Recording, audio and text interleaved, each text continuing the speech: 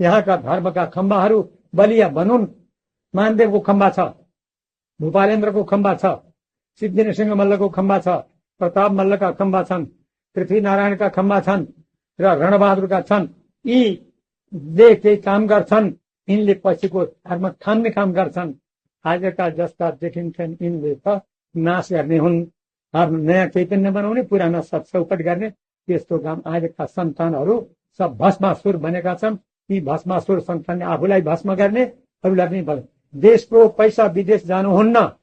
देशको कौडी देशमा रहनुपर्छ। विदेश गएको छ भने सबै आउनुपर्छ, ब्याज समेत। विदेशमा गएको सम्पूर्ण श्रद्धा भक्ति पनि विदेश जाने, हाम्रो शक्ति धन सम्पूर्ण विदेश जाने। विदेशबाट केही पनि नआउने, आफू केही अलिकति तातो लाग्यो कि विदेशतिर जाने, यो देशलाई पनि चुसेर विदेश जाने, यो काम कसैले पनि गर्नु हुँदैन। देश शोषक, देश चुस्ने काम, देशको रक्त खाने काम, विदेशमा जाने र राक्षस बन्ने काम हुन्छ। त्यस कारणले विदेशतिर जाने, विदेशमा लाने काम अराष्ट्रियता हो। त्यो अराष्ट्रिय काम कसैले पनि गर्नु, राजा प्रजा कसैले पनि गर्नु हुँदैन।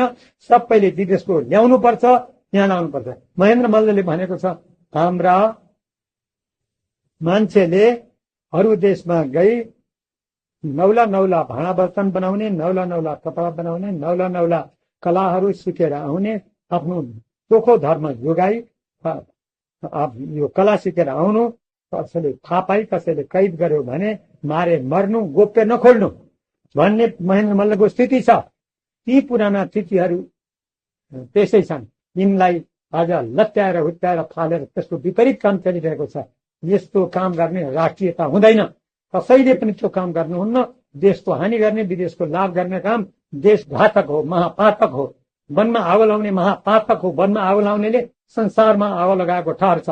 त्यस कारणले वनमा आगो नलाउने, जनमा आगो नलाउने, मनमा आगो नलाउने, कुनै प्रकारको पनि आफूलाई, आफ्ना राष्ट्रको, आफ्ना धर्मको हानि हुने काम कसैले पनि गर्नु हुँदैन।